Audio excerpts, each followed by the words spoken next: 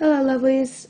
Since so many of you guys are going to be away tomorrow, either at an AP Bio thing or for Heroes and Cool Kids, I figured I would create a presentation for you all about Russia so that nobody has to miss the notes, and we can all learn together, and you can always watch this later if you need to learn more about the Russians. So what I want to talk about with you today is I want to go over specifically who the Russians are, where they come from, and then also how they build this massive empire that we're looking at in the picture. And till basically the end of this unit, 1750. What's going on? Well, we'll go to 1800. What's going on in Russia? Because the last time, or the only time we've really talked about them, is when they were conquered by the Mongols, and we haven't really talked about them since. So, let's continue. First, who are the Russians? They're actually known as a people called the Kievan Rus, and what's really unique about them is that they are a blend of Vikings who come down from Denmark and Norway, and Slavic people who already live in this region. So the Slavs already live here-ish. They speak Slavic languages. They are trading up and down with people of Constantinople. They're trading with the Europeans, and they're an Indo-European group as well. The Vikings come from up here.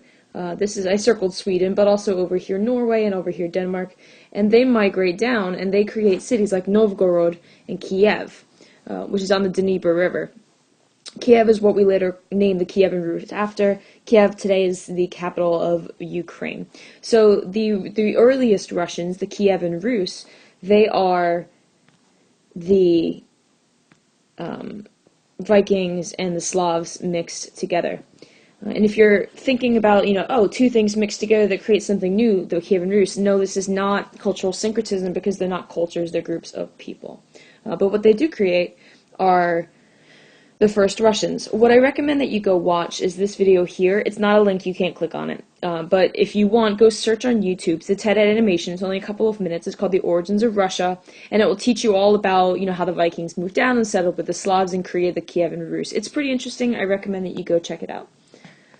So, to continue, there are three main leaders you should know about when talking about the Kievan Rus, and it begins with Rurik, and I really like this picture over here. It's very psychedelic. Now, Rurik was a prince all the way back in Norway when he came down, and when he settled, he became the first prince of the Kievan Rus. What's significant about him is he's the one who decided to settle and create some sort of empire, although what we're going to see about the Kievan Rus is that they are incredibly decentralized. Now, a little bit later on, we get Vladimir I, and the reason why Vladimir I is so famous is because he converted to Orthodoxy. Now, we haven't studied Orthodoxy in any great capacity yet, but Orthodoxy is a form of Christianity in which they believe that their priests should be able to marry and father children, that the Pope in the West should not have power over territories in the East, and it evolved out of the Roman Empire splitting until it officially became like a total split from Catholicism in 1054 with the Great Schism. It was a really big event in early European history. So Vladimir is important because he converts to Orthodoxy, and one of the things that he also does is he does forced baptisms. He basically says if you're going to be part of the Kievan Rus, you need to become an Orthodox Christian, and so he forces his people to undergo baptisms, really encouraging a similar cultural value amongst all of his people. Now, a little bit later down the line, we get Yaroslav the Wise. He's illustrated over here with this picture where he's holding, if you can tell, a book in one hand and a church in the other, and that's because he's known for doing two things. First, he's known for building a lot of churches, Orthodox churches, of course, and the second is he adapted laws from the Byzantine Empire. So what we're seeing from this is that the Kievan Rus are engaging in trade with the Byzantine Empire, capital city Constantinople. Of course, this is well before the fall of Constantinople in 1453. And not only are they trading with them, but they're also adopting their legal systems. So it shows you how close their relationship is. They had the same religion of Orthodoxy, they share a legal system, and they are trading amongst one another.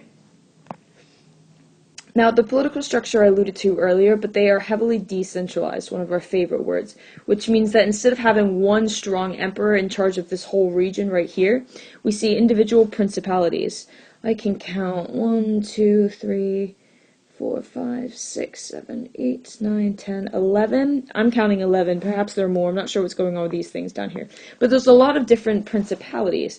And each of these principalities is going to have its own prince. So a principality is ruled by a prince. Hard one, I know, but try to stay with me. So what inevitably starts happening is these principalities are constantly going to be squabbling and fighting with each other for power. Remember, all men, and I say that generically, not as a gender, are going to be fighting, or always fight over lands. It's always about land, and it's always about power. So the more lands that one's principality has, potentially the more resources they can generate, therefore the amount of money that they can make. And one of the things that we notice is being traded a lot in this region is fur.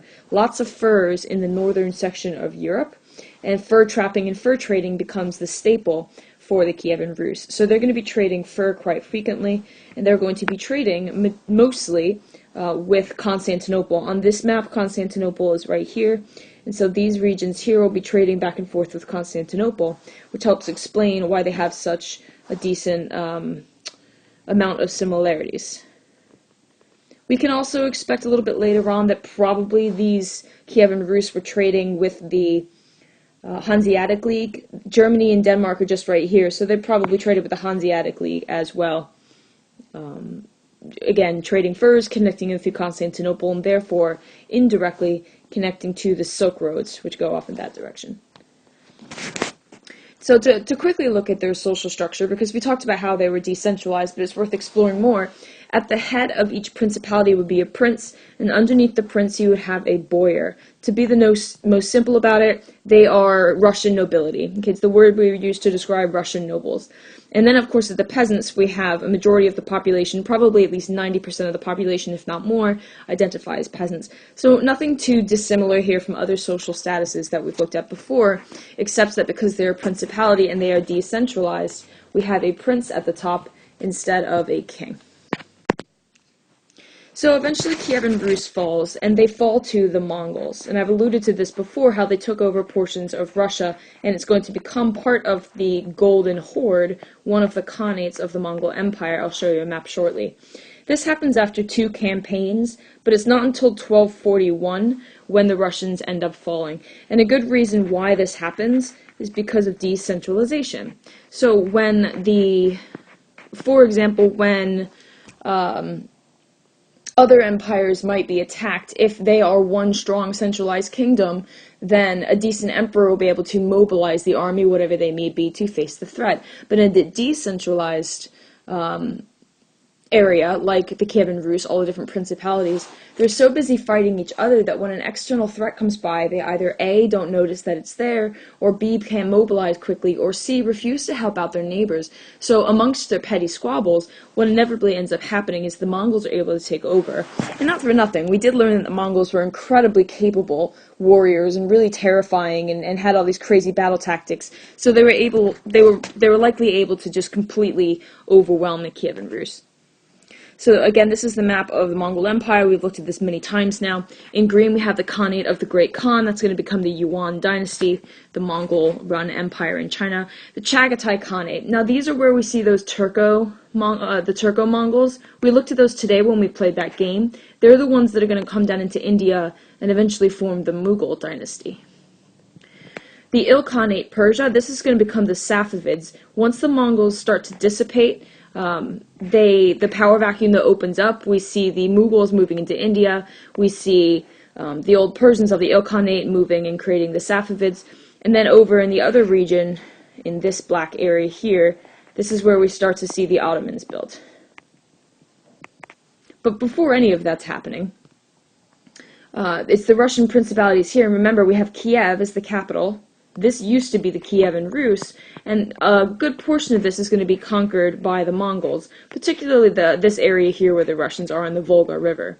So they are going to be taken over until 1462. So that's a decent time. Quick math, 221 years that they are going to be controlled by the Mongols. And even as the Mongols are starting to lose territories here to the Safavids, here to the Mughals, here to the Ottomans, they do maintain control of this northern area for significantly longer. And I think the reason why is because this land works really well with their nomadic lifestyle. It's also closer to their homeland. Their homeland is right here. Karakorum was their capital city. Modern-day Mongolia is like here. So it gives you an idea of, the latitude. They were able to hold on to this land, which was similar to their homeland, significantly longer than these southern provinces. So what's going on in Russia after Mongol rule? It starts with a guy named Ivan the Great. 1462, I just mentioned. 1462 is when we start to see liberation from the Mongols. And it's not some big revolution. It's not like the American Revolution.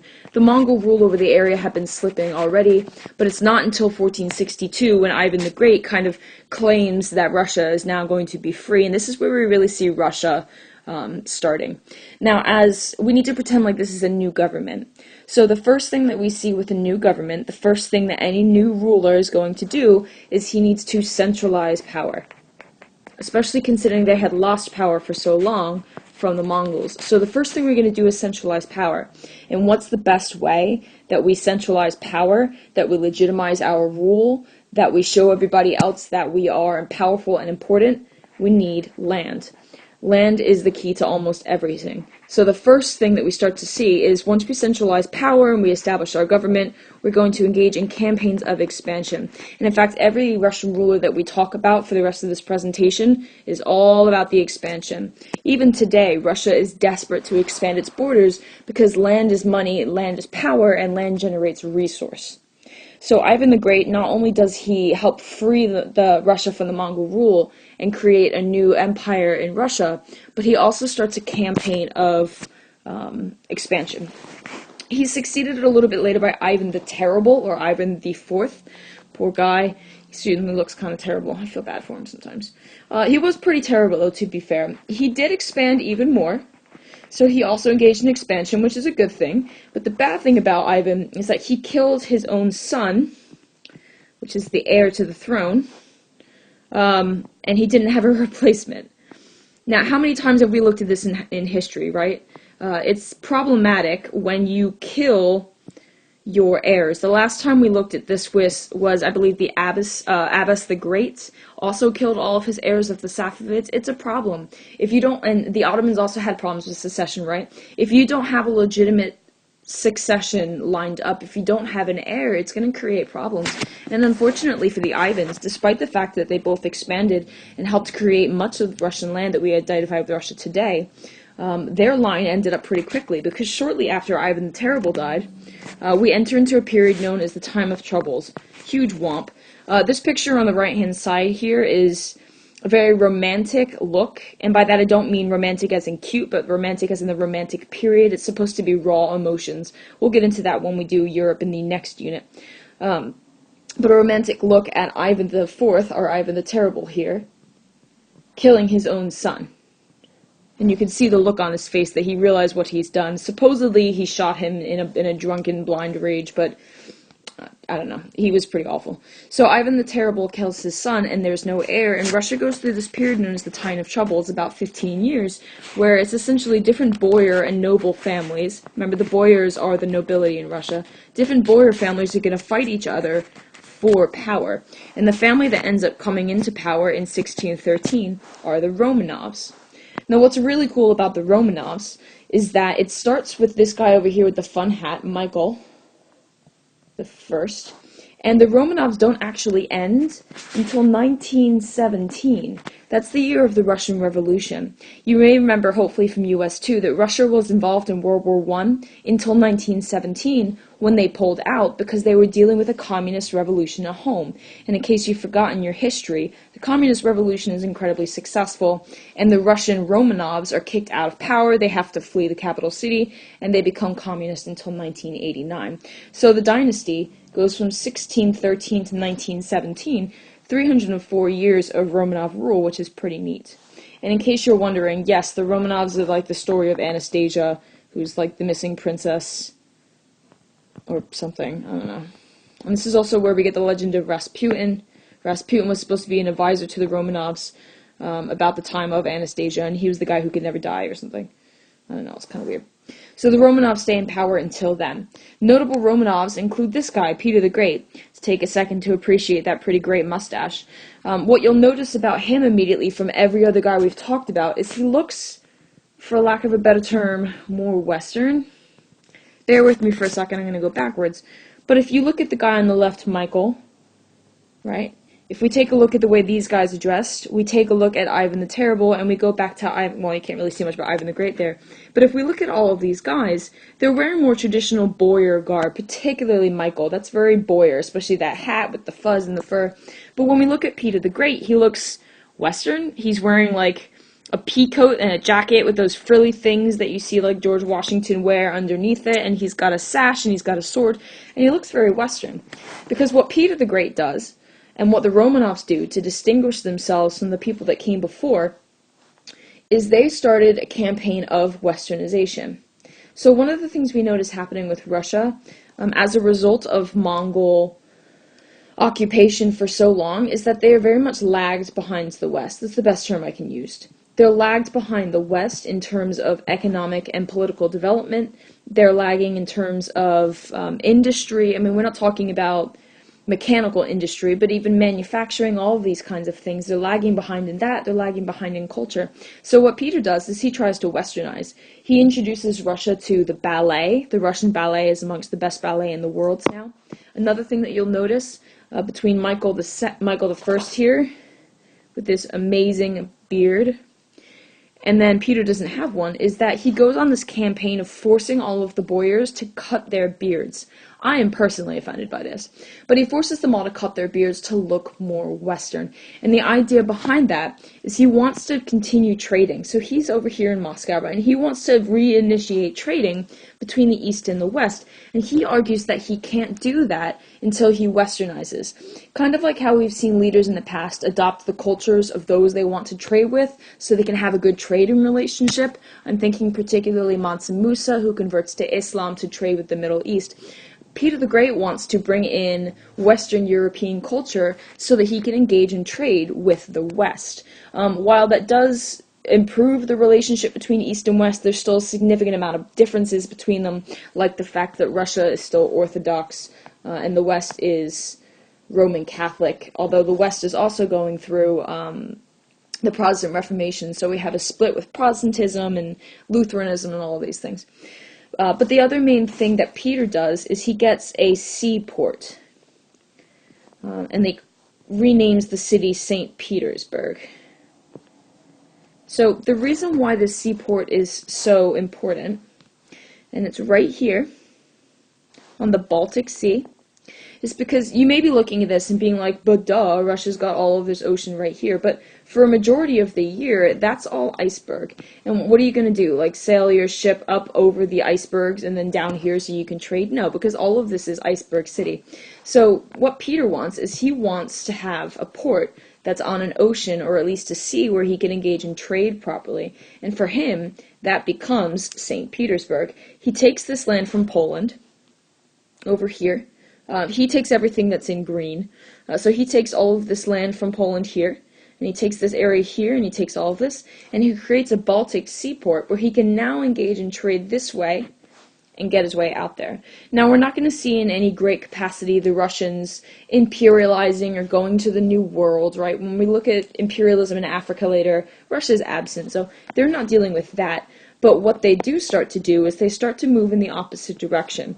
Not just with Peter the Great, because we see Peter didn't do as much. He's mostly focused on Westernization and moving this way, but he does slowly start to move this way. Everything that's green is Peter, right? So we're starting to do this.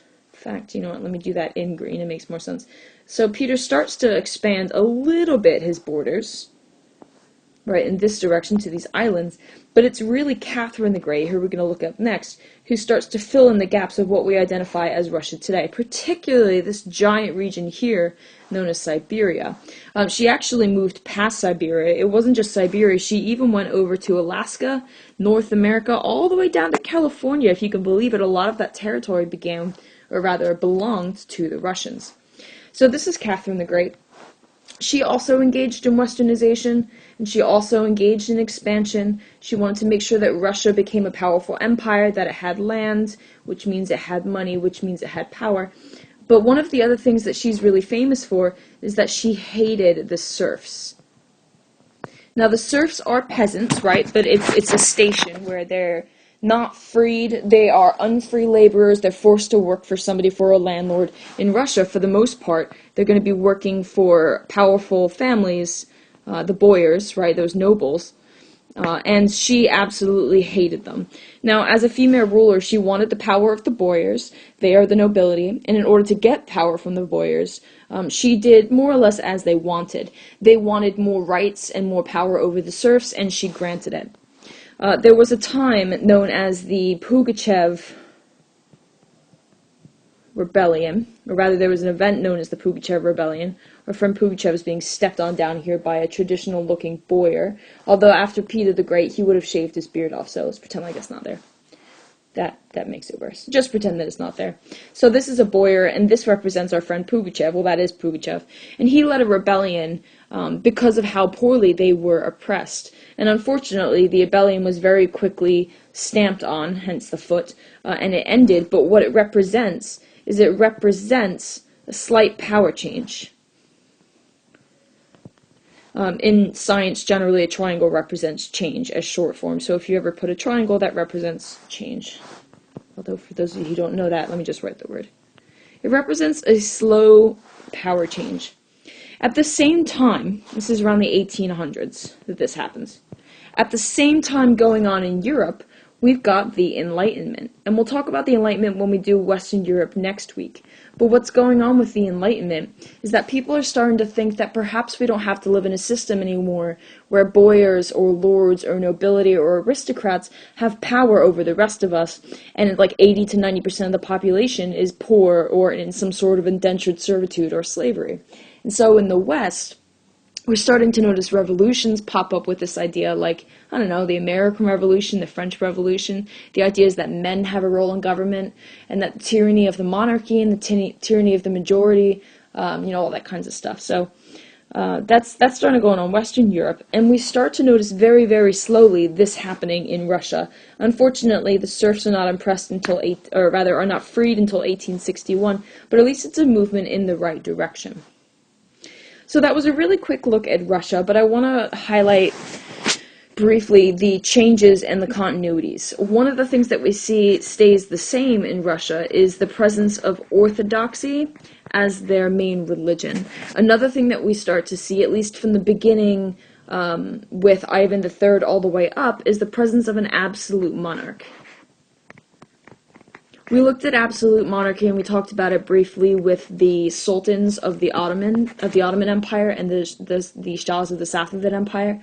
It's the idea that one person has absolute control. Part of my math joke. One person has absolute control over all of the decisions, and therefore whatever they say goes. So if you have a good monarch, perhaps like Peter the Great, things will go pretty well. But if you have somebody that's maybe not so great, like Catherine the Great, despite the fact that her name was the Great, you could have some problems, and the peasants started to rebel against her because of that. But despite all of that, we still have absolute monarchy during this whole period of time, as well as orthodoxy as continuities. Some of the changes, at least from the Kievan Rus up into Russia, is that we see a transition away from decentralization, and instead we start to see a centralized, strong empire. Decentralization to empire. That's one of the things that changes. Another thing that changes is the amount of land, right? As they engage in trade with other groups, and also as they're expanding their territory, they're gaining an incredible amount of land. And if you'll permit me, I'm going to go back to this map.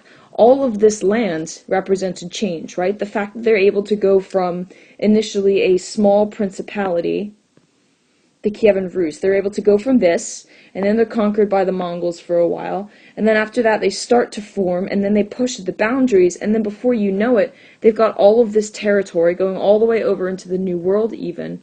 Makes Russia an incredibly powerful enemy, or rather force. Nowadays they're kind of not our friend, but It makes them an incredible force. And what we're going to see start to happening in the next unit when we talk about them again, when they begin to think about industrialization, is that they're going to start coming into contact with other groups. The Japanese over here, they start to go to war against Iran and Iraq. They bristle with the Ottomans, and of course they're going to bristle with Western Europe as well. I hope this helped explain some of the things from the textbook chapter. What we're going to do in the class for the next couple of days is we're going to review Russia and also start taking a look at what's going on in Western Europe, at least changes in Western Europe, to wrap up our conversation about the land empires. I think it's important to talk about some of the political, economic, and social changes in Western Europe before we start talking about how they're creating empires abroad. But we're moving towards the end of our land-based empires. What we'll do in class over the next couple days as well is we're going to start to compare Russia, up here, with the gunpowder empires, all of which are kind of down here. If you guys have any questions, you can email me at every time, and I hope you enjoy the rest of your day. Bye.